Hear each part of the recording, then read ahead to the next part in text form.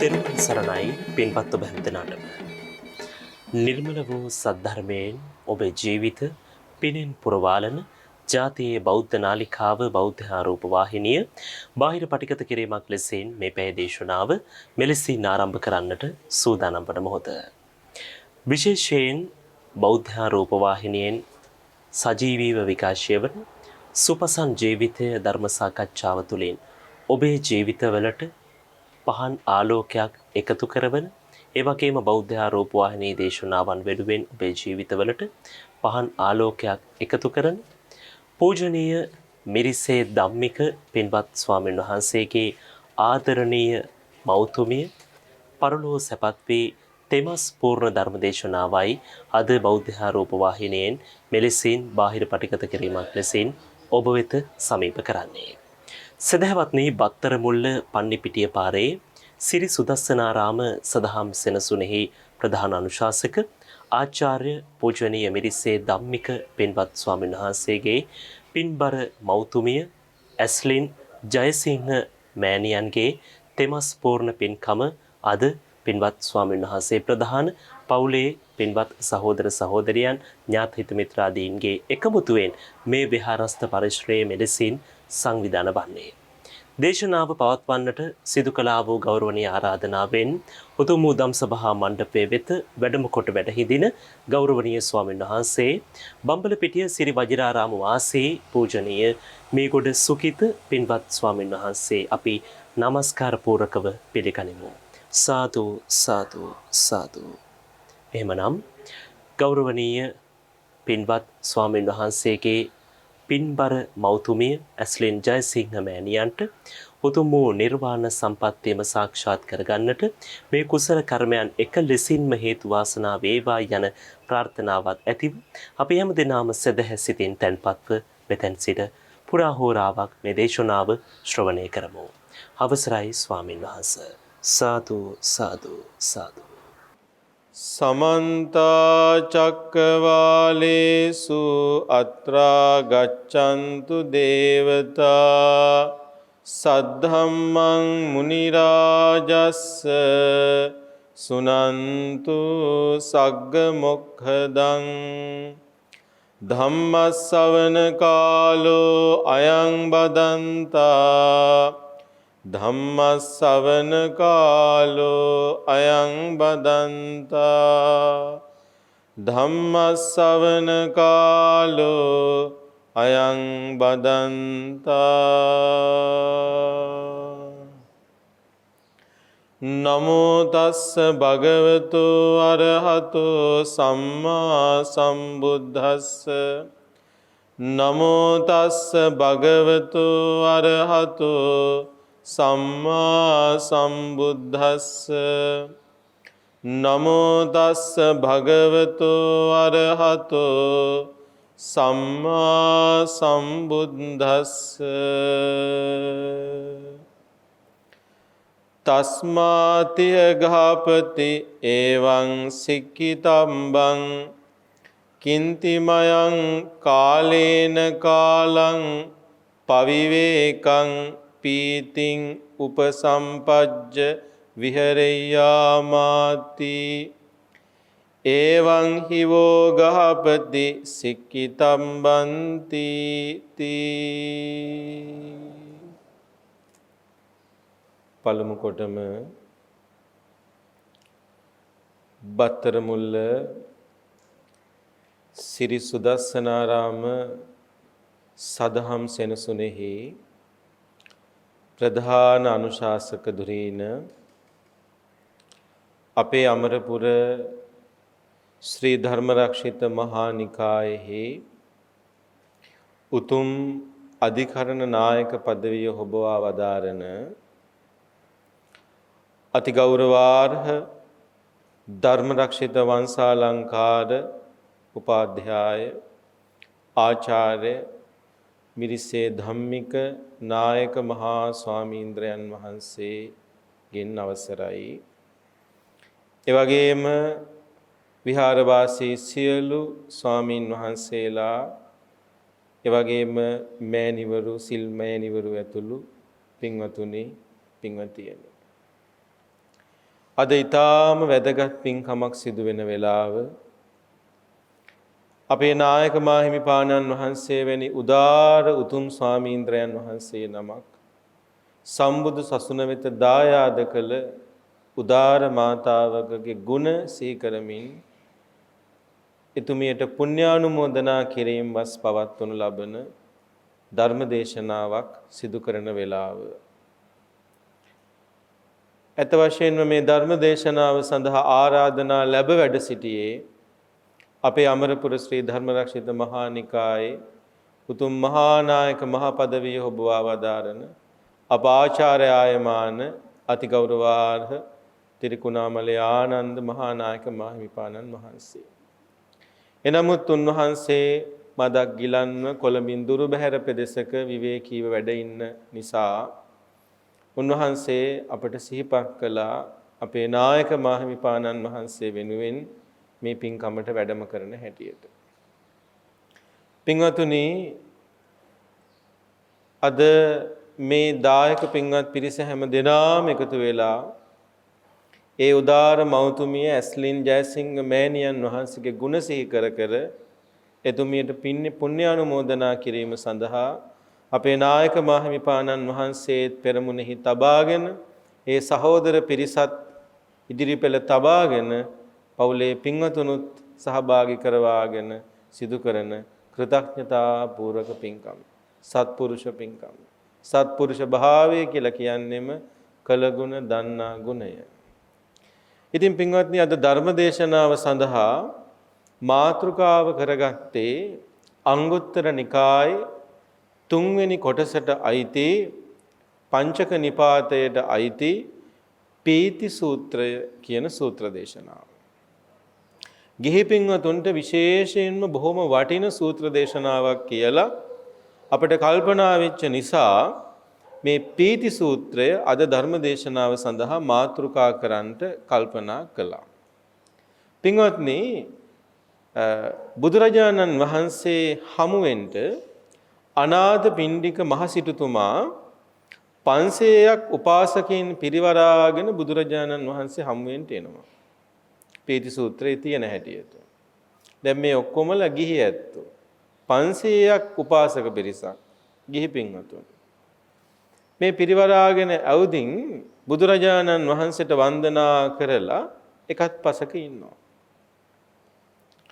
ඒ වෙලාවේ බුදුරජාණන් වහන්සේ අනාථ පිණ්ඩික සිටුතුමා සමග කලින් කතා කරනවා. බුදුරජාණන් වහන්සේ ළඟ ඒ ගුණය තිබුණා. පුබ්බ භාසී ආදී වශයෙන් බුදුරජාණන් වහන්සේ බොහොම සාමීචි කතාවෙන් යුක්තයි. තමන් වහන්සේ අභිමුඛයට පැමිණෙන ඕනෑම තරාතිරමක කෙනෙක් එක්ක බොහොම සුහදව කතා බහ කරන ගුණය භාග්‍යවතුන් වහන්සේ තුල තිබුණා. බුදුරජාණන් වහන්සේ අනේපිඬු සිටුතුමත් එක්ක කතා බහකට එළඹෙනවා. අර්ථ විරහිත කතාවකට නෙමෙයි, බොහොම අර්ථ සම්පන්න කතාවකට. බුදුරජාණන් වහන්සේ අනේපිඬු මහ සිටුතුමාගෙන් අහනවා, ගෘහපතිය, ඔබලා මේ භික්ෂු සංඝයාට චීවර, පිණ්ඩපාත, සේනාසන, ගිලාන ප්‍රත්‍ය කියලා සිව්පසයෙන් උපස්ථාන කරනව නේද? තුම්හේපිකෝ ගහපති භික්ඛු සංඝං පච්චුපට්ඨිතා චීවර, පිණ්ඩපාත, සේනාසන, ගිලානප්පච්ච, බේසජ්ජ පරික්ඛාරය. උඹලා මේ සිව්පසින් භික්ෂු සංඝයාට උපස්ථාන කරනවා නේද කියලා බුදුරජාණන් වහන්සේ අහනවා. අනේපිඬු සිටුතුමා බොහෝම යටහත් පහත් සතුටින් පිළිතුරු දෙනවා, එහෙමයි ස්වාමීනි. එහෙමයි ස්වාමීනි. දැන් මේ ඇත්තොත් මේ ශාසනය වෙනුවෙන් අප්‍රමාණ කැපකිරීම කරනවා. චීවර, පිණ්ඩපාත, සේනාසන, ගිලාන ප්‍රත්‍ය කියන මේ සිව්පසයට ඒ කැපසරුප් විදිහට මේ හැමදේම යටත්. මේ සේනාසන ස්වාමීන් වහන්සේලාට දන් පැන් පූජා කරන ඒවා, ගිලන් වුණාම කරන උපස්ථාන, සිවුරු පිරිකර, හැම දෙයක්ම සැදී පැහැදී ඉන්නවා. හැබැයි බුදුරජාණන් වහන්සේ ඒ ගැන නැවත නැවත වර්ණනා කරනවා වෙනුවට අනේපිඬු සිටුතුමාට අලුත් සිහි කැඳවීමක්, මතක් කිරීමක් කරනවා. ඒක බොහොම වටිනවා. බුදුරජාණන් වහන්සේ අනේපිඬු මහසිටුතුමාට වදාරනවා නකෝ ගහපති තාවතේ කේදේව තුට්ටිකරණීය. ඒන් විතරක් සතුටු වෙන්න හදන්න එපා. කොහොමද?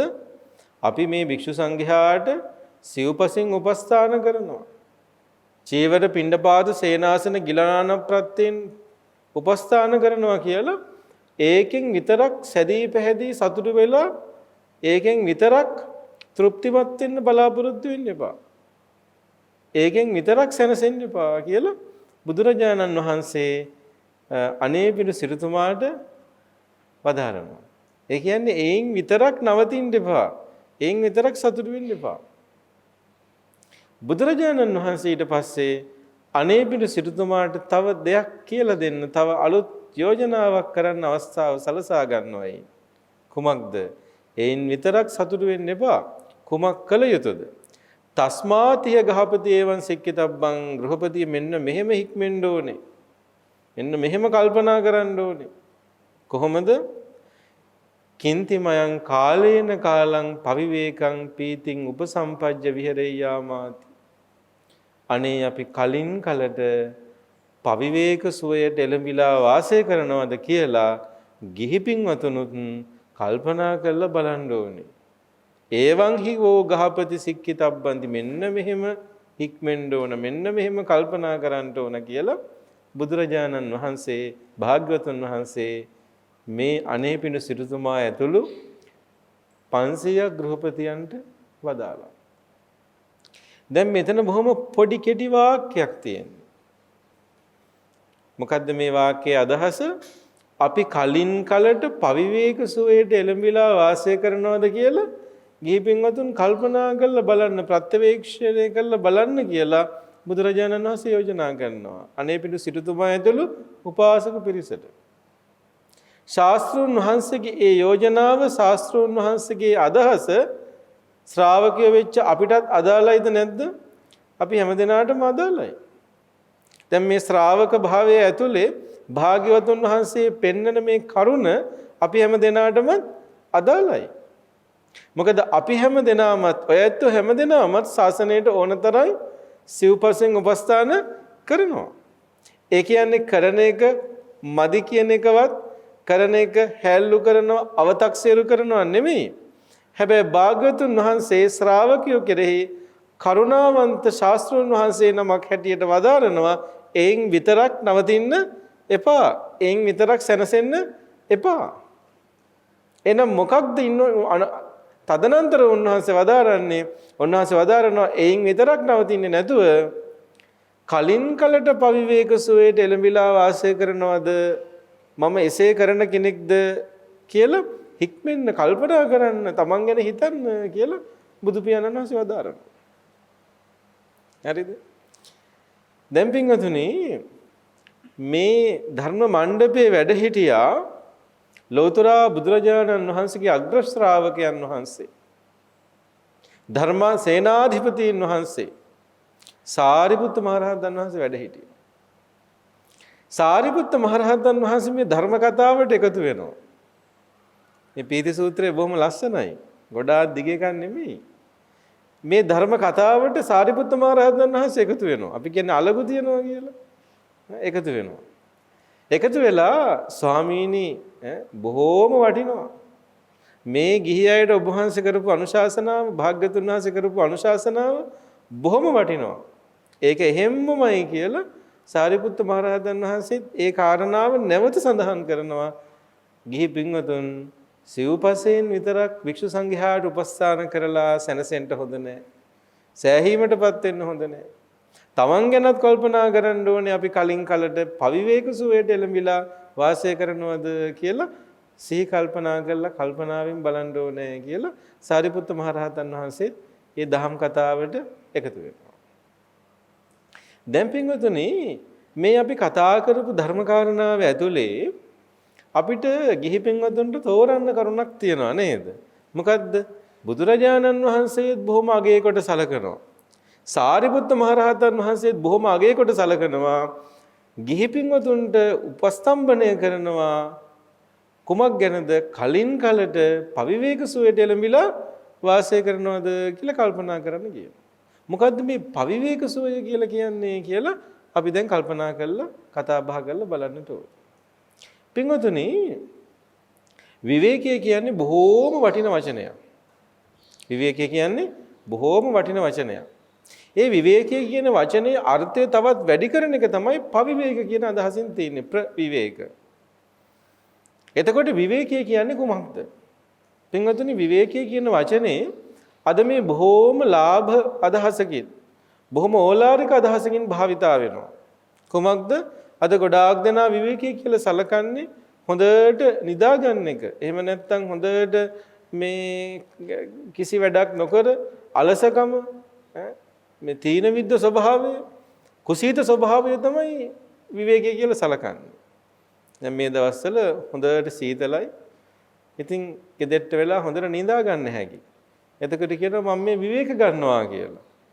පින්වතුනි, විවේකී කියන්නේ එහෙම අදහසක් නෙමෙයි. විවේකී කියන්නේ ඊට වඩා බොහොම ගැඹුරු, බොහොම වටිනා, බොහොම ප්‍රණීත, බොහොම උත්කෘෂ්ඨ අදහසක් තමයි විවේකී කියලා කියන්නේ. විවේකී කියන වචනෙට පාලි ශබ්දකෝෂවල දෙන තේරුම තමයි හුදකලාවේ සිදු කරන ගැඹුරු කල්පනාව කියන එක. හුදකලා වෙලා ගැඹුරින් අභ්‍යන්තරයට මනස එළඹගෙන, අභ්‍යන්තරයේ දෙසට මනසේ අවධානය යොමු කරගෙන මනස දිහා ගැඹුරින් කල්පනා කරන එක තමයි විවේකී කියලා බුදුරජාණන් වහන්සේ මේ pāli භාෂාවේ සූත්‍ර දේශනාවල එදලා තියෙන අර්ථය. එතකොට විවේකී කියන අදහසම තමයි පවිවේක කියලා කියන්නේ. එහිම වඩාත් ගැඹුරු අදහස.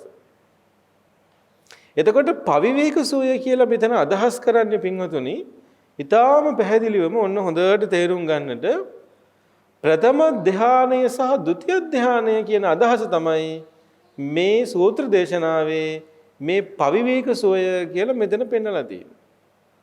වෙන කිසිවක් නෙවෙයි. පවිවේක සෝය කියලා පෙන්නලා තියෙන්නේ ප්‍රථම ධානය සහ ဒုတိ ය ධානය කියන අදහස. දැන් ප්‍රථම ධානය ဒုတိ ය ධානය කියන දෙකම, ඒ ධාන සමාපත්තීන් දෙකම විවේකයේ මුල් කරගෙන, සමාධිය මුල් කරගෙන උපදින ඒවා. කාමයන්ගෙන් වෙන් වෙලා විවේකයේ සහ සමාධිය මුල් කරගෙන උපදින සමාපත්තීන් තමයි ප්‍රථම ධානය, ဒုတိ ය ධානය කියන සමාපත්තීන් අවස්ථා දෙකම. කාමාවචර ධාන ස්වභාවය, රූපාවචර ධාන ස්වභාවය. එතකොට මේ රූපාවචර ධාන ස්වභාවයන්ට අපේ හිත පත් කරගන්න එක බොහොම වටිනවා. දැන් ප්‍රථම ධානය ගැන විස්තර කරනකොට සූත්‍රවල තියෙන්නේ විවිච්ඡේව කාමයේ විවිච්ඡ අකුසලේ සවිතක්කං සවිචාරං විවේකජං පීතිසුඛං පඨමඥානං උපසම්පජ්ජ විහෙරති. විතක්ක ਵਿਚාරයන්ගෙන් යුක්ත, අකුසලයන්ගෙන් සහ කාමයන්ගෙන් වෙන් වෙච්ච බොහොම ඒකාග්‍ර සුවයක් තියෙනවා. විවේකය නිසා උපදින සුවයක් තියෙනවා. විවිච්ඡේව කාමයේ විවිච්ඡ අකුසලේ, කාමයන්ගෙන් සහ අකුසලයන්ගෙන් වෙන් වෙච්ච, පංචකාම ගුණික අද්දකීම් ශේෂ්ත්‍රයෙන් වෙන් වෙච්ච විවේකය නිසා උපදින විවේකජම් පීති සුඛං, ප්‍රීති සුඛයක් තියෙනවා. ඒ තමයි ප්‍රථම ධානය කියලා පෙන්නන්නේ. ဒုတိ ය ධානය ගැන සඳහන් කරනකොට විතක්ක ਵਿਚාරාණං උපසමා, විතක්ක ਵਿਚාර කියන මේ වචී සංඛාරය සංසිඳවල ඊට පස්සේ අජ්ජන්තං සම්පසාදනං චේතසෝ ඒකෝදි භාවං අවිතක්කං අවිචාරාණං සමාධිජම් පීති සුඛං ဒုတိ ය ධානං සම්විහෙරති. එතකොට සමාධියටපත් වෙනවා ဒုတိ ය ධානයේදී. බුදුරජාණන් වහන්සේ පෙන්වනවා සමාධිය මුල් කරගෙන උපදින ප්‍රීති සුඛය. සමාධිය මුල් කරගෙන උපදින ප්‍රීති සුඛය. දැන් එතකොට පින්වතුනි, ඇයි මේ බුදුරජාණන් වහන්සේ මේ පවිවේක සුවය ගැන, මේ ධ්‍යාන සුඛය ගැන මෙච්චර ගිහි පින්වතුන්ට වර්ණනා කරන්නේ, මෙච්චර ගිහි පින්වතුන්ට උපස්තම්භනය කරන්නේ, අභිප්‍රේරණය කරන්නේ? පින්වතුනි, දැන් සාමාන්‍යයෙන් ගෘහස්ත කාමභෝගී ජීවිතයේ ස්වභාවය තමයි ගෘහස්ත කාමභෝගී ජීවිතයක සතුට රඳා පවතින්නේ. ගෘහස්ත කාමභෝගී ජීවිතයක සතුටයයි සම්බත කරගෙන තියෙන්නේ ඉන්ද්‍රිය බද්ධ සතුට. කාමයන් නිසා උපදින සතුට නේද? ඇස කන නාසය දිව ශරීරය කියන මේ ඉදුරන් පිනවීමෙන් උපදින කාමයන් මුල කරගත්ත සතුට තමයි ගෘහස්ත කාමභෝගී ජීවිතයක සතුට හැටියට සම්බන්ධ කරගෙන තියෙන්නේ. ඒක වරදක් නෑ. ගෘහස්ත කාමභෝගිය සතුට වෙන්නේ ඒ ක්‍රමයෙන් තමයි. හැබැයි මේ කාමයන් නිසා උපදින මේ ඉන්ද්‍රියාරම්මණයන් නිසා උපදින සතුට බොහෝම తాවකාලිකයි. බොහෝම කෙටි කාලීනයි. බොහෝම වෙහෙස කරයි. දැන් මේ ගෘහස්ත කාමභෝගී ජීවිත කාලයක් ගත කරපු පින්වතුන්ලට ඒ ගැන යම් අදහසක් තියෙන්නට ඕන. ස්වාමීන් වහන්සේලාම ඒක පැහැදිලි කරන්න නැතත් ගිහි පින්වතුන්ගේ පැත්තෙන් ගිහි පින්වතුන්ටත් ඒ ගැන අදහසක් තියෙනවා නේද? දැන් බුදුරජාණන් වහන්සේ පෙන්නනවනේ ආස්වාද ආදීනව නිස්සාර. ආස්වාදනය කරනකොට තමයි ආදීනව වැටහෙන්නේ. ආදීනව වැටෙනකොට තමයි අත්හරින්න හිතෙන්නේ අත්හරින්න නිස්සරණය කරන්නේ. බුදුරජාණන් වහන්සේ අපිට අනුශාසනා කරනවා කුමක් සඳහාද? කාමයන් ඉක්මවා ගිය සෝයක් සඳහා. පංචකාම ගුණික අපේක්ෂාව නික්මවා ගිය පංචකාම ගුණික සතුට ඉක්මවා ගිය සෝයක් සඳහා භාග්‍යවතුන් වහන්සේ ශාස්ත්‍රඥ වහන්සේ අපිට අනුශාසනා කරනවා. ඉතින් ඒ අනුශාසනාව තියෙද්දින් ඒ මණික් කැටය තියෙද්දින් ඒ මහෞෂධය තියෙද්දින් ඇයි අපි තවත් සසර දුක් විඳින්නේ? මේ බලන්න මේ සූත්‍රයේ බුදු පියාණන් වහන්සේ වදාරන්නේ සංඝයාට උනත් සිව්පසෙන් විතරක් උපස්ථාන කරලා සතුටු වෙන්න එපා, සෑහීමටපත් වෙන්න එපා. ඉතින් එදයි කියලා හිතන්න එපා කියලා කියනවා. දැන් මේ වස් කාලය. වස් කාලේ ගිහි පින්වතුන් ගොඩාක් උත්සාහවන්ත වෙන්නේ සංඝයාට උපස්ථාන කරන්න, බොහෝ පින් සිදු කරගන්න.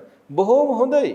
මේ බොහෝම කරදර බාධක තියෙන කාලේ, නොඑක් විදිහේ අවහිර දුෂ්කරතා තියෙන කාලේ සංඝයාට උපස්ථාන කරන, දන්පැන් පූජා කරන එක, සිව්පසෙන් අපුපස්ථාන කරන එක බොහොම හොඳයි. හැබැයි පින්වතුනි මේ වස් කාලේ මේ දුෂ්කර සමයේ වුණත් අපිට එතරිනුත් එහාට ගිහිල්ලා පවිවේක සුවය ගැන අපිට අදහසක් තියෙනවා නම්, විවේක සුවයක් ගැන අපිට අදහසක් තියෙනවා නම්, සමාධියක් ගැන අපිට අදහසක් තියෙනවා නම් භාග්‍යවතුන් වහන්සේ පෙන්නනවා ඒක තමයි ගිහි පින්වතුන්ට බොහෝම වටින්නේ, උදාර වෙන්නේ, බුදුරජාණන් වහන්සේ අගය කරන්නේ. ඒ නිසා පළවෙනි ධ්‍යානය ගැන බුදුරජාණන් වහන්සේ පෙන්නනවා. පළවෙනි ධ්‍යානය, ဒုတိ ධ්‍යානය. මේ ධ්‍යාන දෙක විශේෂයෙන් මෙතනදී පෙන්වන්නේ පවිවේක සුවය කියලා, පවිවේකම් ප්‍රීතිං, පවිවේක ප්‍රීතිය කියලා පෙන්වන්නේ. මේ ප්‍රීතිය කියලා කියන්නේ පින්වතුනි තුන්වෙනි ධ්‍යානයේ සිට මේ ප්‍රීති සුඛ කියන ඒ ධ්‍යානයේ තියෙන ලක්ෂණ අහෝසි වෙලා යනවා. ප්‍රීතිය සහ සුඛය සංසිඳී යන ස්වභාවයක් තමයි තුන්වෙනි ධ්‍යානයේ සිට චතුර්ථ ධ්‍යානයේ මට්ටමට එනකොට සිතේ සමාධි ස්වභාවයන්ගේ, සමාපත්තීන්ගේ ස්වභාවය. දැන් කාමයන්ගෙන් ඇලී ගැලී ඉන්න ගිහි පින්වතුන්ට ඊට වඩා කාමයන් නික්මවා ගිය සුවයක් පෙන්වීම සඳහා බොහොම වටින අවස්ථාවක් තමයි ප්‍රථම ධ්‍යානයේ, ဒုတိ ධ්‍යානය කියලා කියන්නේ. මොකද ප්‍රථම ධ්‍යානය සහ ဒုတိ ධ්‍යානය ඇතුලේ ප්‍රීති සුඛය තියෙනවා. බොහෝම ගැඹුරු ප්‍රීතියක්, ආධ්‍යාත්මික ප්‍රීතියක් තියෙනවා. ඒ ආධ්‍යාත්මික ප්‍රීතිය, ගැඹුරු ප්‍රීතිය තියෙනකොට ඒ ප්‍රීතියට එළඹිලා සමාපත්තියට එළඹෙන කෙනා කාමයන්ගෙන් බොහෝම පහසුවෙන් වෙන් වෙනවා. එයාට කාමයන් මේ අලුයමලු කෙළපිටක්සේ බැහැර කරන්න පුළුවන්. මොකද ඊට වඩා ගැඹුරු විශාල ආධ්‍යාත්මික ප්‍රීතියකින් සිත පිරී ඉතිරි යන නිසා. දැන් එතකොට පැහැදිලි මේ ආධ්‍යාත්මික සමාපත්තීන් කියන එක කොයිතරම් වැදගත්ද කියන එක. පින්වතුනි මේ සමාපත්තීන්ට එළඹෙන එක දැන් අපිට හිතෙන්න පුළුවන් නොඑක් දේවල් අපි මේ සමාජයේ තියෙන මතිමතාන්තරත් එක්ක ගැටිය යුතු නෑ. ඒ වුණත් පින්වතුනි ධර්මයේ හැටියට අපි තේරුම් ගන්නට ඕන. දැන් බලන්න පහුගිය කාලේ නොඑක් වෙලාවට අපිට අහන්න දකින්න ලැබුණ සමහර වෙලාවට සමහර දේශනාවල පවා ගිහි පින්වතුන් පවා කතා කරනවා මේ බුදුරජාණන් වහන්සේ පෙන්වා වදාළ නිර්වාණය අවබෝධ කරගන්න විමුක්ති සාධනය සඳහා භාවනා කරන්න ඕනේ නැහැ කියලා. භාවනා කරන්න ඕනේ නැහැ. පරයන්කේ වාඩි වෙලා ඇස් දෙක පියාගෙන කරන භාවනාවල්, Hindu භාවනාවන්, යෝග ක්‍රමාදී වශයෙන් බොහෝම අපහාසාත්මකව කතා කරනවා. පින්වතුනි, ඒක බොහොම වැරදි අදහසක්. බොහොම වැරදි. බලන්න පින්වතුනි මේ සූත්‍ර දේශනාවල කොයි තරම් භාග්‍යවතුන් වහන්සේ පෙන්නනවද ධ්‍යානයන් ගැන, සමාපත්තීන් ගැන. එතකොට කොහොමද කියන්නේ ධ්‍යානයන් අවශ්‍ය නැහැ මේ නිර්වාණ මාර්ගයට කියලා. සමාපත්තීන් අවශ්‍ය නැහැ කියලා. බුදුරජාණන් වහන්සේ ඊටාම පැහැදිලිව පෙන්නනවා අට සමාපත්තීන් උපදවගෙන මේ ධර්ම මාර්ගය ගමන් කරන්න පුළුවන් කියලා. බුදුරජාණන් වහන්සේ බොහොම පැහැදිලිව පෙන්නනවා. දැන් සම්මා සමාධිය ආර්ය අෂ්ටාංගික මාර්ගයේ සම්මා සමාධිය කියලා පෙන්වන්නේ කොහොමද? ආර්ය අෂ්ටාංගික මාර්ගයේ 8 වෙනි අංගය සම්මා සමාධිය කියලා කියන්නේ මේ ධ්‍යාන සමාපත්තීන්ට එළඹෙන එක. ජහාන නිස්සේ සූත්‍රයේදී බුදුරජාණන් වහන්සේ වදාරනවා පඨමං පහම් භික්කවේ ජහානං නිස්සාය ආසවානං කයං වදාමි. මහණනි ප්‍රථම ධ්‍යානය අසුරු කරගෙනත් ආශ්‍රවක්ෂය කරන්න පුළුවන් කියලා මම වදාරනවා කියලා. ဒုတိ යං පහම් භික්කවේ ජහානං නිස්සාය ආසවානං කයං වදාමි. ဒုတိ ය ධ්‍යානය අසුරු කරගෙනත් ආශ්‍රවක්ෂය කරන්න පුළුවන් කියලා මම වදාරනවා කියලා. ඒ කියන්නේ මේ ධ්‍යානයන් කියන්නේ පුංචි දේවල් නෙමෙයි. මොකද්ද ධ්‍යානයන් කියලා කියන්නේ? කියන්න බලන්න ධ්‍යානයකට එළඹෙනකොට අපේ සිතේ සිද්ධ වෙන ප්‍රධානම දේ මොකද්ද? නීවරණය යටපත් වෙනවා. නීවරණය දුරු වෙන ස්වභාවයටමපත් වෙනවා, යටපත් වෙනවා. පින්වතුනි මේ අපි ධර්ම ශ්‍රවණය කළත් අපිට නීවරණ යටපත් වෙන්නේ නැහැ. දන්පැන් පූජා කළත් අපිට නීවරණ යටපත් වෙන්නේ නැහැ. මොනතරම් ධර්මයේ පොත්පත් කියුවත් අපිට නීවරණ යටපත් වෙන්නේ නැහැ. මොනතරම් බුද්ධ වන්දනා කළත් වතපිරිත් කිව්වත් ඒ කියන්නේ ඒවා හොඳ නැහැ කියන එක නෙමෙයි. හැබැයි පංච නීවරණයන් සහිතව තමයි අපි හැම දෙයක්ම කරන්නේ. එතකොට කොයි වෙලේ හරි කාමයට අපේ මනස වැටෙන්න පුළුවන්. ව්‍යාපාදයට අපේ මනස වැටෙන්න පුළුවන්. කාමච්ඡන්දයෙන් යුක්තවයි, ව්‍යාපාදයෙන් යුක්තවයි ඒ සියලු දේවල් අපි කරන්නේ. හැබැයි ධ්‍යානයකට එළඹෙනවා කියලා කියන්නේ, චිත්ත ඒකාග්‍රතාවයෙන් සමාධියකට එළඹෙනවා කියලා කියන්නේ අපි මොනවද දුරු කරන්නේ? පංච නීවරණය දුරු කරනවා. පංච නීවරණය දුරු කරනවා කියන්නේ උපදින්නේ මොකද්ද? ප්‍රඥාව උපදිනවා. උද්‍යප්පේ ඥානිය උපදිනවා. උදේවය දක්නා සුළු ස්වභාවය උපදිනවා ස්කන්ධයන්ගේ උදේවය දක්නා ඥානය උපදින්නේ. ඇති වෙන නැති වෙන ස්වභාවය නුවණින් දක්නා සුළු ස්වභාවය උපදින්නේ නීවරණ යටපත් වෙනකොට. නීවරණය දුරු කරන්න තියෙන බොහොම වටිනා මාර්ගය තමයි, වටිනාම අවිය තමයි සමාධිය කියලා කියන්නේ. බුදුරජාණන් වහන්සේ මේ ධර්ම මාර්ගයේ ත්‍රිශික්ෂාව පෙන්වන්නේ කොහොමද? සීල, සමාධි, ප්‍රඥා. හොඳයි. දැන් එතකොට මේ පවිවේක සුවය කියන එක අයිති වෙන්නේ සීලයටද, සමාධියටද, ප්‍රඥාවටද? සමාධියට අයිති වෙන්නේ. මොකටද අයිති වෙන්නේ? සමාධියට අයිති වෙන්නේ. දැන් පින්වතුන් සීලයක් ආරක්ෂා කරනවා. කාලයක් සිල් රකින්නවා. පංච සීලේ නිති ආරක්ෂා කරනවා. අට්ඨංග උපෝසත සීලය ආරක්ෂා කරනවා. ගහට දස සීලය ආරක්ෂා කරනවා කලින් කලට. ආජීව අෂ්ටමක සීලය ආදී ආරක්ෂා කරනවා. ස්වාමීන් වහන්සේලා ඊටත් වඩා සීල ආරක්ෂා කරනවා. සාමණේර දස සීලය වෙන්න පුළුවන්. උපසම්පදා සීලය වෙන්න පුළුවන්. දැන් මේ සීලෙන් ඉදිරි පියවරට අපි යනවා. සීලය කුමක් සඳහාද? කුමක් පිණිසද? සමාධිය පිණිසයි, සමාධි සංවර්ධනිකයි. සමාධිය කියන්නේ කුමක්ද එහෙනම්? සමාධිය කියන්නේ පංච නීවරණය යටපත් කරලා අපේ හිත බොහොම ඒකාග්‍ර කරලා ධ්‍යාන සමාපත්තීන්ට සමවදින එක තමයි සමාධිය කියලා කියන්නේ. එහෙනම් බුදුරජාණන් වහන්සේ මෙතන පෙන්වන්නේ, උපස්තම්භනය කරන්නේ, ගිහි පින්වතුන්ට උපදෙස් දෙන්නේ කුමක් පිණිසද? සමාධිය පිණිස කටයුතු කරන්න කියලා කියනවා. සමාධි වඩන්න කියලා කියනවා. භාවනා කරන්න කියලා කියනවා. පරයන්කේ වාඩි වෙන්න කියලා කියනවා. ඇස් දෙක පියා ගන්න කියනවා. චිත්ත ඒකාග්‍රතාවය උපදව ගන්න කියලා කියනවා. කාමයන්ගෙන් වෙන් වෙච්ච සෝයක් අඳුනා ගන්න කියනවා. කාමයන් ඉක්මවා ගිය, ඉන්ද්‍රයන් ඉක්මවා ගිය, ඉන්ද්‍රිය බද්ධ සතුට ඉක්මවා ගිය සෝයක් හඳුනා ගන්න කියලා කියනවා. පින්වතුනි කොයිතරම් වටිනවද? දැන් එතකොට විශාල සතුටක් අපි තුල නිර්මාණය වෙනවා. පින්වතුනි දැන් බලන්න මේ ගෘහ සාමාන්‍ය සමාජය ඇතුලේ නොඑක් අවහිර අගහිඟ දුර්වලකම් තියෙන කාලයක්. නොඑක් දුක් පීඩා උපදින කාලයක්.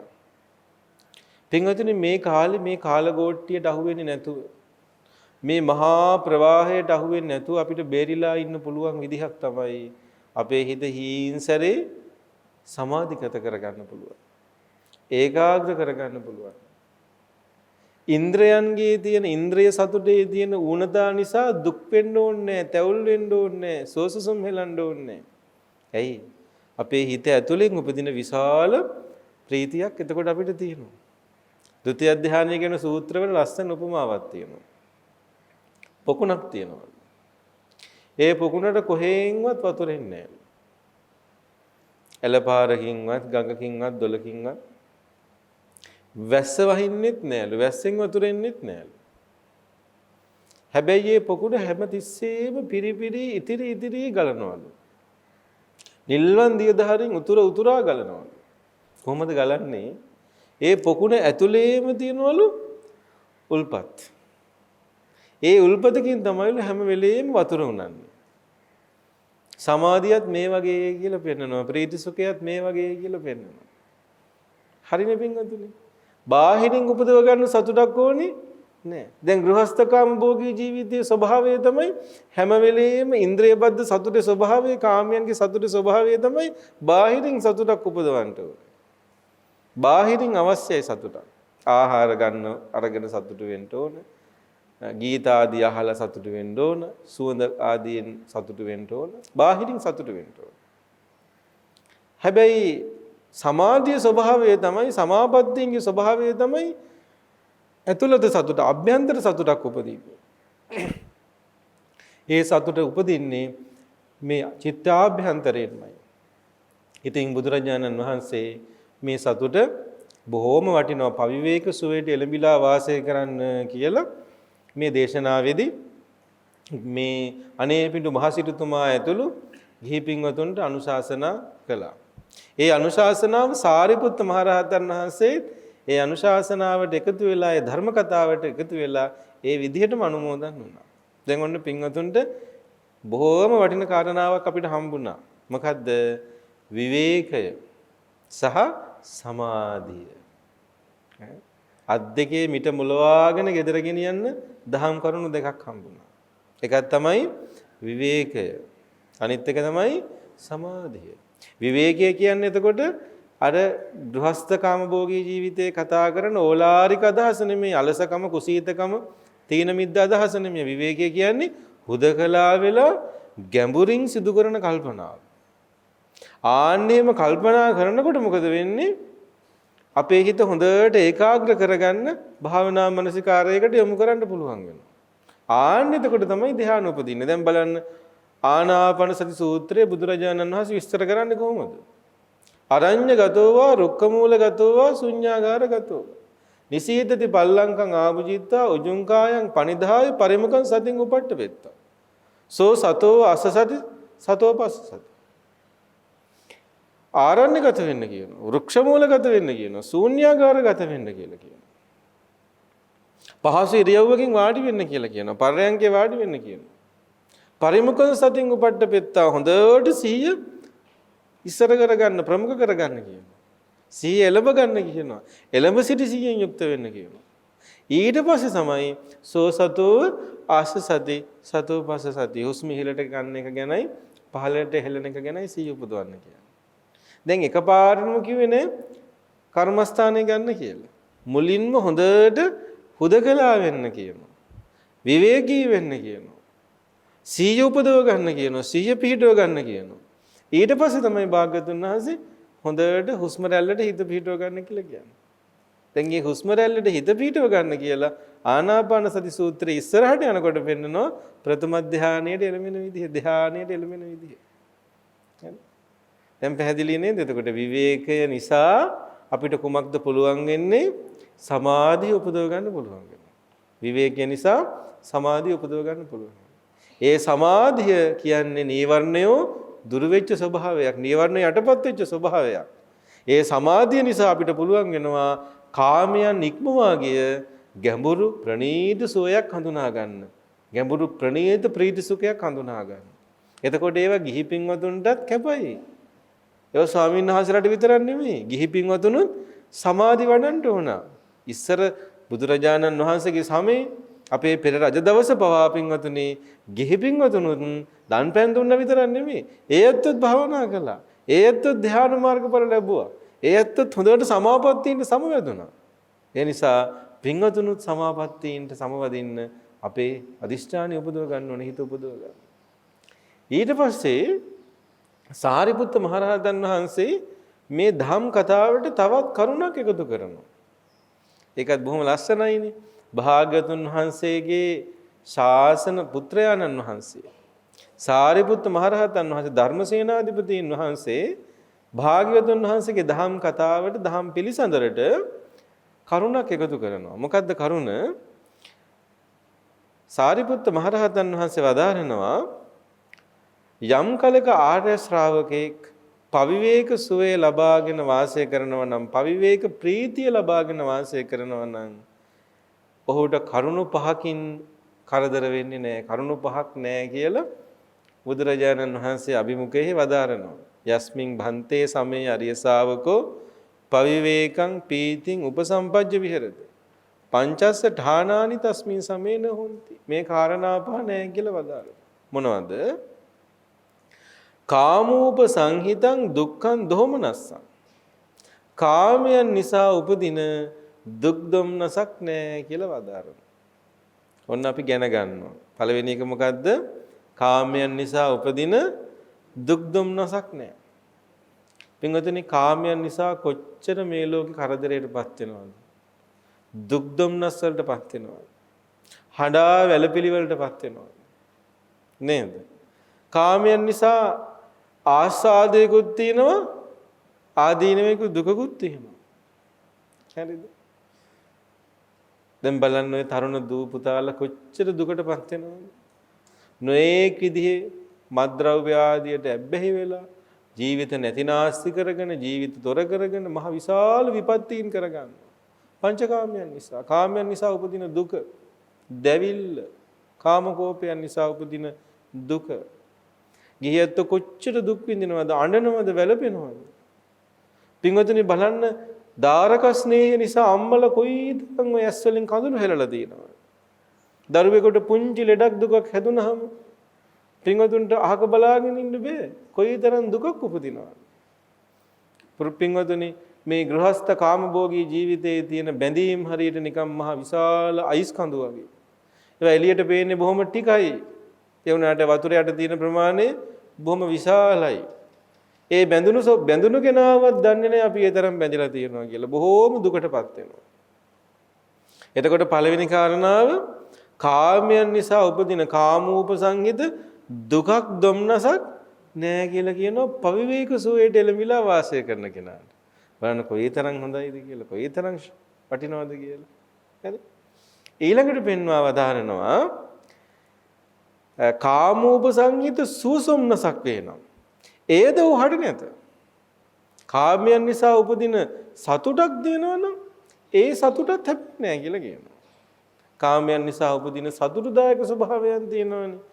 කාමයන් ප්‍රණීතයි කියලා හිතලා රස ආහාරයෙන් සතුට වෙනවා, රූපයෙන් සතුට වෙනවා, ඊට පස්සේ සද්දයෙන් සතුට වෙනවා, ගඳ සුවඳින් සතුට වෙනවා, ස්පර්ශයෙන් සතුට වෙනවා.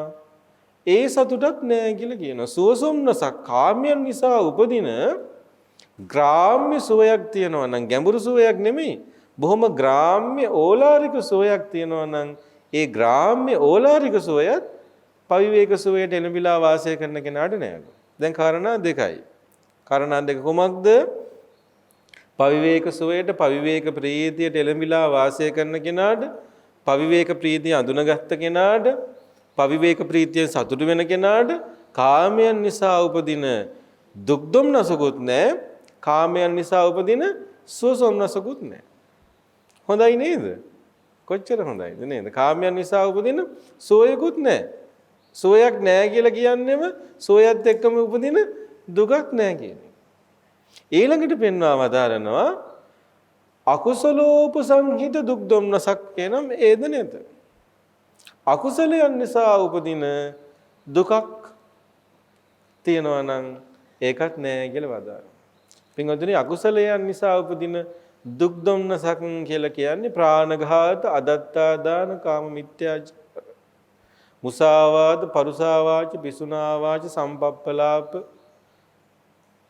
අවිජ්ජා ව්‍යාපාද මිච්ඡා දිට්ඨිය ආදී වශයෙන් තියෙන අකුසලයන් නිසා උපදින දුකක් තියෙනවා.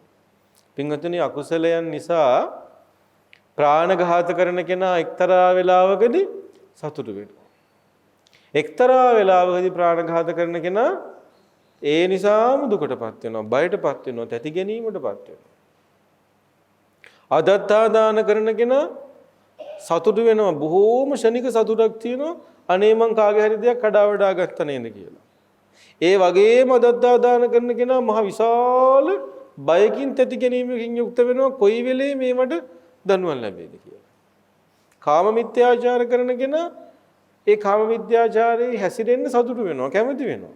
හැබැයි ඒ වගේම මහ විශාල බයකින් සැකකින් තැති ගැනීමකින් ඉන්නවා, කොයි වෙලේ මේව නිසා දුකටපත් වෙන්න වේද කියලා.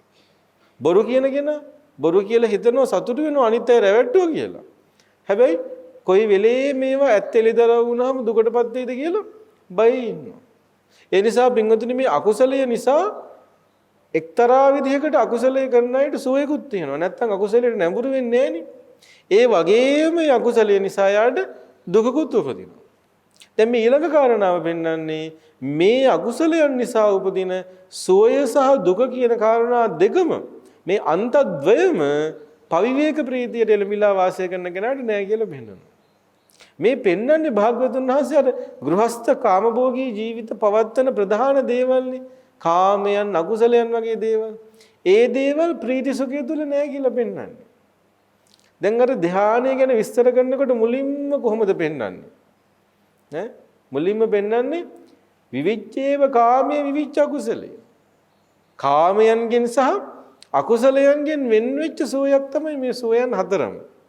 රූපාවචර ධානයන් කියලා කියන්නේම රූපාවචර ධාන සමාපත්තීන් කියලා කියන්නේම පින්වතුනි කාමයන්ගෙන් සහ අකුසලයෙන් වෙන් වෙච්ච ඒවා. කාමයන්ගෙන් අකුසලයෙන් වෙන් වෙච්ච ඒවා. දැන් පින්වතුන්ලා ගත්තොත් පින්වතුන්ලා ගොඩාක් වෙලාවට අකුසලයෙන් වෙන් වෙලා. ප්‍රාණඝාත, අදත්තා දාන, කාම මිත්‍යාචාර, මුසාවාද, සම්පප්පලාප, පරුසාවාච, පිසුනාවාච ආදීන් යුක්තයි කියලා අපි හිතන්නේ. කවුරුවත් ඉන්නත් වැරදි වෙන්න පුළුවන්. ඒත් දස අකුසලෙන් පුළුවන් තරම් ගැලවෙන්න උත්සාහ කරනවා. අකුසලෙන් සතුටු වෙනවා කියලා අපි හිතන්නේ. හැබැයි පින්වතුනි අකුසලෙන් සතුටු නොවුනත් කාමයන්ගෙන් සතුටු වෙන ස්වභාවයේ ගෘහස්ථකාම භෝගී ජීවිතේ කොයි ගෘහස්ථකාම භෝගී ජීවිතය ඇතුළෙත් තියෙනවා. බුදුරජාණන් වහන්සේ අනුශාසනා කරනවා ඒ කාමයන් නිසා උපදින සුවයනුත් හිමින් සැරේ මිදිලා අකුසලය නිසා උපදින සුවය සහ දුකිනුත් මිදිලා වාසය කරන පවිවේක ප්‍රීතියක් තියෙනවා. ආන්නේ පවිවේක ප්‍රීතියට උත්සාහවත් වෙන්න කියලා. ඒ වගේම මේ කාරණා පහේ අවසාන කාරණාවේ හැටියට තියෙන්නේ බොහොම වටින කාරණාවක්. ඒ තමයි පින්වතුනි බුදුරජාණන් වහන්සේ මේ සාරිපුත්ත මහ රහතන් වහන්සේ පෙන්නනවා එතෙන්දී ඒ විදිහට වාසය කරන කෙනාට යම්පිස් කුසලූප සංහිතං දුක්ඛං දෝමනස්සං තම්පිස්ස තස්මින් සමේන හෝති. ඒ කෙනාට කුසලූප සංහිත දුකක් දුම්නසක් එනම් ඒද නැත කියලා වදාළා. දැන් ඒක කල්පනා කරන්න ඕන කාරණාවක්. කුසලයන් නිසා උපදින දුක් දුම්නසක් වේනවා. මොකද්ද පින්වතුනි කුසලයන් නිසා දුක් දුම්නස උපදිනවා කියලා කියන්නේ? පින්වතුනි ඒක ගැඹුරු කාරණාවක්, සියුම් කාරණාවක්. කුසලය නිසා එහෙම මේ අපි හිතන විදිහේ ඕලාරික දුක් දුම්නස් නෙමෙයි උපදින්නේ. මේ සසර බය දකින්නකොට මේ සසර ජීවිතයේ ස්වභාවය දකින්නකොට අපිට ලොකු භයක් තැති ගැනීමක් උපදිනවනේ. සංසාරේ භයානකකම ගැන ආන්න එක තමයි කුසල අරමුණක් නිසා වුණත් අපිට මොකක්ද උපදින්නේ? බයක් තැති ගැනීමක් උපදිනවා. අනේ මම තාම සසරට අයිති. තාම ධ්‍යාන මාර්ගඵලයක් ලබලා නැහැ. තාම මේ සංසාරයෙන් අත මිදලා නැහැ. තාම මම මේ සසරට අයිති කියලා හැම වෙලෙම බොහොම සැකයෙන් යුක්ත වෙනවා. බයින් තැති ගැනීමෙන් යුක්ත වෙනවා. හැබැයි එයා බයින් තැති ගැනීමෙන් යුක්ත වෙන්නේ අකුසලයට බඳුන් වෙලා නෙමෙයි. කාමයන්ට අහු වෙලා නෙමෙයි. මේ සසර බය දැකලා, සසර දුක දැකලා හැම වෙලෙම හිතනවා අනේ මම මේ සංසාරයට අහු වෙලත් මේ සසරෙන් තාම ගැලවිලා නැහැ. මේ සසර බොහොම භයානකයි කියලා සසර බය දක්මින් තමන්ගේ ප්‍රමාදී භාවය ගැන පසුතැවෙනවා. ආන්න එක තමයි කුසලෝපසංහිත දුක් දුම්නසක් උපදිනවා කියලා කියන්නේ.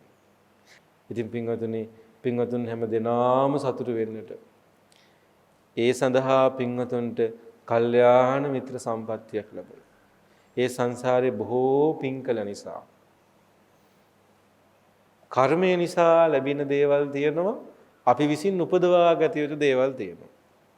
කර්මය නිසා ලැබෙන දේවල් සමහරුන්ට නැහැ. පිනෙන් ලැබෙන්න ඕන දේවල් නැහැ. තමන්ගේ චිත්ත ශක්තිය තිබුණාට පිනෙන් ලැබෙන්න ඕන දේවල් නැති වුණාමත් මේ ගමන යන්න අමාරුද ලේසිද? අමාරුයි. ඒ කියන්නේ බොහෝම වැර වෑයම් කරනවා. බොහෝම උත්සාහ කරනවා.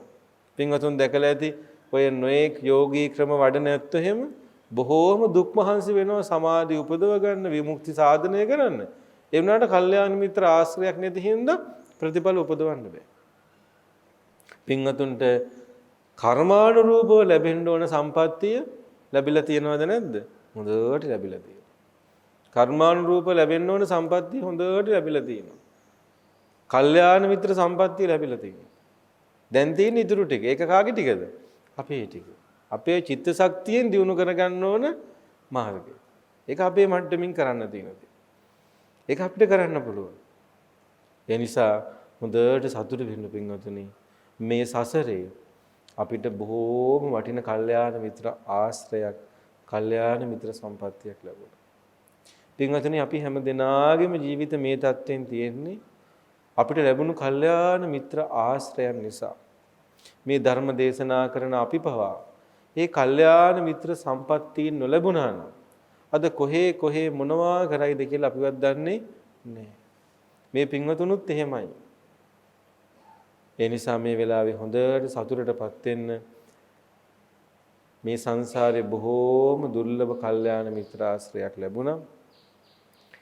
ඒ අපේ උතුම් නායක ස්වාමීන්ද්‍රයන් වහන්සේ මං අහලා තියෙනවා උන්වහන්සේ මේ විහාරස්ථානයට තරුණ කාලේ වැඩම කරනකොට මේ විහාරස්ථානය බොහෝම දුර්භාග්‍ය සම්පන්න ස්වභාවයකින් තිබිලා තියෙනවා.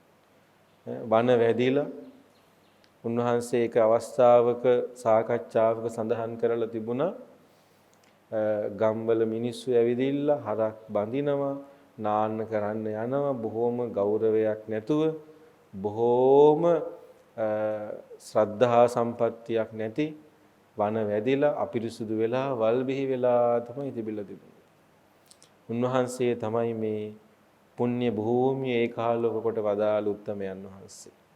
බත්තර මුල සිරි සුදස්සනාරාම සෙනසුන ඒකාලෝක කොට වදාළ උද්දීප්ත කොට වදාළ උතුමන් වහන්සේ අපේ නායක මාහිමිපාණන් වහන්සේ. ඉතින් මේ පින්වතුන් හැම දිනාටම උන්වහන්සේගේ සෙවණ සිසිල හොඳ හැටියට ලැබෙනවා. පින්වතුන් දැන් කාලයක් පුරා මේ සුදස්සනාරාම සෙනසුනේහි මේ ධර්ම වැඩසටහන් වලින් භාවනා වැඩසටහන් වලින් පොය දින සීල භාවනා වැඩසටහන් වලින් ඒ සිසිල සුවය විඳ ගනිමින් පවතින. ඒ වගේම අපිත් බොහෝම කෘතඥතාව පූර්වකව මේ වෙලාවේ සඳහන් කරනවා අපේ පැවිදි ජීවිතයේ ආරම්භක කාලේ ඉඳලා ඇත්ත වශයෙන්ම සාමණේර කාලේ ඉඳලා අපිට නායක ස්වාමීන් වහන්සේගේ කල්යාණ මිත්‍ර ආශ්‍රය ආචාර්යයන් වහන්සේ නමකගේ ආශ්‍රය හා සමානව ලැබුණා. ඒ නිසා අපිටත් උන්වහන්සේගේ ආශිර්වාදය, උන්වහන්සේගේ අනුශාසනාව, උන්වහන්සේගේ මඟ පෙන්වීම අපේ පැවිදි ජීවිතයටත් විශාල ශක්තියක් වුණා. ඒ බවත් මේ වෙලාවේ ඊටාම ගෞරවයෙන් උන්වහන්සේගේ පාමුල වැඳ වැතිර වැටෙමින් ප්‍රකාශ කරන්න කැමැතියි. ඉතින් උන්වහන්සේ අපේ අමරපුර ධර්මරක්ෂිත මහා නිකායට විශාල මෙහෙවරක් කරන සම්පූජනීය මහා ස්වාමීන්ද්‍රයන් වහන්සේ නමක්. අපේ මහා නායක මාහිමිපාණන් වහන්සේ අප වෙත විශේෂයෙන් කතා කරලා මතක් කළා ඒ බව සිහිපත් කරන්නට. අපේ අමරපුර ශ්‍රී ධර්මරක්ෂිත මහා නිකායේ පින්වතුනි බෝධිසත්ව ගුණෝපේත සිල්වත් ගුණවත් උත්තමයන් වහන්සේලාගෙන් ආලෝකමත් වෙච්ච නිකායක්. අපවත් ඒ වදාළ පැලෑනේ සිරි වජිනඥාන මහා නායක මාහිමිපාණන් වහන්සේ මේ ශාසන ආම්බරේහි දිදුලන පුන්සඳක වැඩ සිටියා. අපවත් වී වදාළ බෝධිසත්ව ගුණෝපේත අගමහා පණ්ඩිත පරම පූජනීය මඩිහි ශ්‍රී පඤ්ඤාසීහාභිදාන මහා නායක මහමිපාණන් වහන්සේ ගැන මේ පින්වතුන් හැම දිනාම අහලා තියෙනවා. මෑත යුගයේ වැඩ හිටපු මහා උත්තමයන් වහන්සේ නම. ඒ වගේම පින්වතුනි අපවත් වී වදාළ වැලිගම සිර ඥාන රතන මහා නායක මහමිපාණන් වහන්සේ. ඒ වගේම අපවත් වී වදාළ අති ගෞරවාර්හ ගංගොඩවිල සෝම ස්වාමීන්ද්‍රයන් වහන්සේ. අපවත් වී වදාළ නාරද මහමිපාණන් වහන්සේ. පියදස්සී මහමිපාණන් වහන්සේ ආදී උතුමන් වහන්සේලා වැඩ සිටපු ඒ අමරපුර ශ්‍රී ධර්මරක්ෂිත මහා නිකායේ අද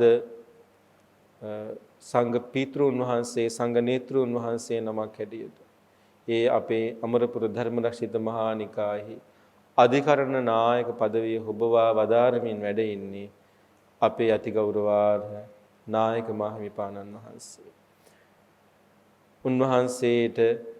උන්වහන්සේ සිදු කරන්නේ මහා සේවාවන් සිදු කරන්න. ඒ වගේම බොහෝම ආදර්ශ සම්පන්න දහම් පාසලක් මේ විහාරස්ථානයේ ඇසුරු කරමින් පවත්වනවා. ඉංග්‍රීසි මාධ්‍යෙන් සහ සිංහල මාධ්‍යෙන් භාෂා මාධ්‍ය දෙකෙන්ම ඒ සියලු කටයුතු වලට අනුශාසනා කරන්නේ අපේ නායක ස්වාමීන්ද්‍රයන් වහන්සේ. ඉතින් උන්වහන්සේ අපිට බොහෝම වටින සම්පතක්. උන්වහන්සේ වගේ උතුමන් වහන්සේ නමක් මේ ලෝකයට බිහි කොට වදාළ මෞතුමියත් ඒ නිසාම අපිට වටිනවා. ඒ ඇස්ලින් ජයසිංහ මෞතුමියව අපි පෞද්ගලිකව දැන හඳුනාගෙන නැති වුණත් කතා බහ කරලා නැති වුණත් අපේ නායක මහිමිපාණන් වහන්සේ වැනි මහා බෝසත් ගුණයන්ගෙන් පරිපූර්ණ උත්තමයන් වහන්සේ නමක් බිහි කොට වදාළ බිහි කළ ඒ ඇස්ලින් ජයසිංහ මෞතුමියට අපි මේ වෙලාවේ බොහෝම ගෞරවයෙන් ණය ගැතිව කෘතඥතාපූර්වකව පුන් අනුමෝදන් කරනවා. ඉතින් අපේ නායක මහිමිපාණන් වහන්සේ 1963 අවුරුද්දේ පෙබරවාරි මාසේ 5 වෙනිදාවක උපන්නේ. මේ සහෝදර පින්වත් පිරිසත් ඒ ඇස්ලින් ජයසිංහ මෞතුමියගේ දරුවන් හැටියට එතුමියට දා උපන්නා. අපේ නායක ස්වාමීන්ද්‍රයන් වහන්සේ අවුරුදු 8 තරම් පුංචි කාලෙදී 1973 අවුරුද්දේ ජනවාරි මාසේ 11 වෙනිදාවක මිරිස්සේ සිරිසාරාමේද නායක මහමියන් වහන්සේගේ අපේ නිකායේ අනුනායක දුරින් වැඩ වාසය කොට වදාළ මිරිස්සේ ශ්‍රී චන්දජෝති නායක ස්වාමීන්ද්‍රයන් වහන්සේගේ ආචාර්ය උපාධ්‍යායත්වයෙන් පැවිදි භූමියටපත් වුණා. උන්වහන්සේලාගේ ඒ අනුශාසනා ලබා ගනිමින් මිරිස්සේ සංඝ පරපුරේ කාලෝක කරමින් උපසම්පදා භාවයටපත් වෙලා අද මේ ශාසන ලංකා ශාසනාම්බරෙහි දීප්තිමත් තාරුකාවක් වැඩ ඉන්නවා. උන්වහන්සේව බිහි කොට වදාළ බිහි කළ ඇස්ලින් ජයසිංහ මෑණියන්ට මේ පින් අනුමෝදන් කරමු. අනුමෝදන් වේවා. ඒ වගේම ඒ දයාබර පියාණන් වහන්සේ විල්බර්ට් ජයසිංහ පියතුමන්ට මේ පින් අනුමෝදන් වේවා. ඒ උදාර දෙමාපියන් වහන්සේලා මේ පින් අනුමෝදන්ව සසර දුකින් සැනසේවා. අමා මහ නිවනින් නිවි සැනසේවා කියලා අපි ප්‍රාර්ථනා කරමු. අපි හැම දිනම පින් අනුමෝදන් කරමු. ඇස්ලින් ජයසිංහ මෞතුමියත් විල්බර්ට් ජයසිංහ පියාණන් වහන්සේත් එවැගේම අපවත් වී වදාළ අපේ නායක මහිමියන් වහන්සේගේ ආචාර්ය උපාධ්‍යායන් වහන්සේලා ඇතුළු ඒ සංඝ පරපුරේ අපවත් වී වදාළ සංඝ පිතෘන් වහන්සේලාට එවැගේම ඥාති හිතයිශීන් පින්වත් ඔබ අප නමින් මිය ගිය හැම දිනාම සිහිපත් කරගෙන අපි පින් අනුමෝදන් කරමු. ඉදම්මේ ඥාතිනං හෝතු සුඛිතා හොන්තු ඥාතයෝ ඉදම්මේ ඥාතිනං හෝතු සුඛිතා හොන්තු ඥාතයෝ ඉදම්මේ ඥාතිනං හෝතු සුඛිතා හොන්තු ඥාතයෝ. ඒ වගේම පින්වතුනි දෙවියන්ට මේ පින් අනුමෝදන් කරමු. ලංකා සම්බුද්ධ ශාසනය ආරක්ෂා කරන ලෞතර භාග්‍යවතුන් වහන්සේගේ සම්මුදු සසුන ආරක්ෂා කරන සම්දිටු දෙවියෝ සාදුකාර දෙමින් මේ පින් අනුමෝදන් වේවා. පින් අනුමෝදන් වන දෙවියෝ සතුටටපත් අපේ බත්තර මුල්ල සිරි සුදස්සනාරාම සදහම් සෙනසුනෙහි ප්‍රධාන අනුශාසක අමරපුර ශ්‍රී ධර්මරක්ෂිත මහා නිකායේ අධිකරණ නායක පදවිය ඔබවා වදාරන අතිගෞරවාර්හ ශ්‍රී ධර්මරක්ෂිත වංශාලංකාර උපාධ්‍යාය ආචාර්ය මිරිසේ ධම්මික අපේ අතිගෞරවාර්හ නායක මහමිපාණන් වහන්සේ ප්‍රධාන සියලු මහා සංඝරත්නය ආරක්ෂා කෙරෙත්වා. අපේ කල්යාණ මිත්‍ර අලුත් වෙල ධම්ම සති ස්වාමීන් වහන්සේත් ඇතුළු සියලු ස්වාමීන්ද්‍රයන් වහන්සේලා ආරක්ෂා කෙරෙත්වා. ඒ වගේම දෙවියෝ මේ පින්වත් පිරිස හැම දෙනාම අපේ නායක හාමුදුරුවන්ගේ සහෝදර පින්වත් පිරිස, ඒ වගේම අපේ සිල් මාතාවන්, මේ පින්වත් පිරිස හැම දෙනාටම නිදුක් සුව නිරෝගී සුව වේවා. මේ දුක්ඛ පීඩා සහිත සමය දුක් පීඩා අඩුවෙන් දුක් පීඩා කරදර නැතිව ගෙවා දමන්න ශක්තිය ලැබේවා. අපි හැම දිනාටම හොඳට පවිවේක ප්‍රීතිය ලබා ගන්න උපදව ගන්න. චිත්ත සමාධිය උපදව ගන්න. මේ ධර්ම මාර්ගයේ සමාධි ප්‍රඥා සම්පූර්ණ කරගන්න දෙවියන්ගෙත් උපකාර ලැබේවා. දෙවියෝ රට ජාතියන් මේ සම්බුද්ධ ශාසනයන් බොහෝ කල් රකිත්වා කියලා. එත්තාවතාච අම්හෙහි සම්පදං පුඤ්ඤ සම්පදං සබ්බේ දේවා අනුමෝදන්තු සම්බ සම්පatti සිද්ධියා. එත්තාවතාච අම්හෙහි සම්බතං පුඤ්ඤ සම්පදං සම්මේ දේවා අනුමෝදන්තු සම්බ සම්පatti. එත්තාවතාච අම්හෙහි සම්බතං පුඤ්ඤ සම්පදං සම්මේ දේවා අනුමෝදන්තු සම්බ සම්පatti.